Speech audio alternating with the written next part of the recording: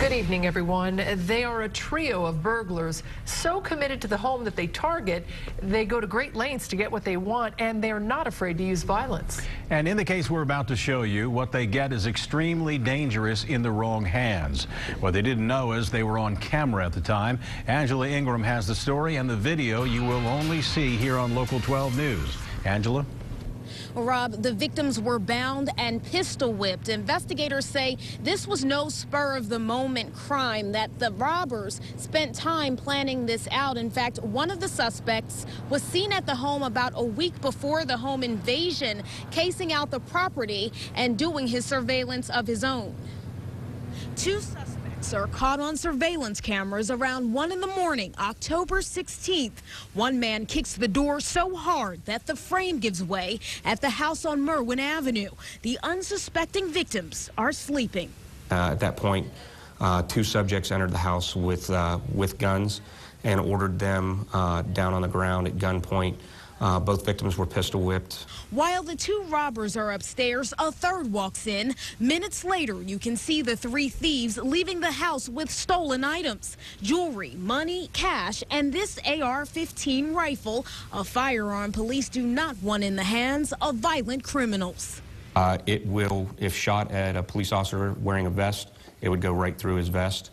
And it's easily concealable by the configuration it's in here. When the men leave the house, they take off their masks. The victims recognize one of the men on surveillance as a person who came to their street and knocked on the door about a week before the home invasion. He acted like he was a floral delivery person. He came up, kind of scattered around both sides of the house, and then actually walked up to the door and knocked on the door. Police say home invasions are much different from spur-of-the-moment burglaries and break-ins. This crime was well thought out. This takes a lot more guts, a lot more planning, because you're going in knowing that somebody's asleep, knowing that somebody's in the house, and most of them do get violent. In this case, it did get violent. And police believe that the suspect who showed up about a week before the home invasion, when he knocked on the door with the flowers, was driving either a gray or a bluish gray Ford Fusion. They think it was either a 2011, possibly a 2012 model. As for the victims, despite scrapes, cuts, bruises, and abrasions, they are expected to be okay. We're live tonight at District 2 Police Headquarters in Hyde Park. Angela Ingram, Local 12 News. Rob, back to you. Angela, this house sounds like it was targeted, but why? Do we know why it was targeted?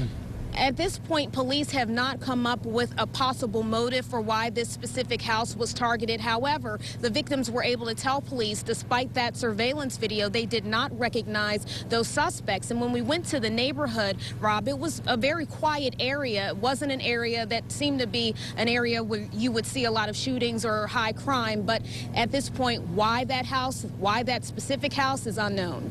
Angela, thanks very much. If you have information that may help police find these robbers, call our partners at Crime Stoppers, the number 352-3040. You don't have to give your name to get cash for clues.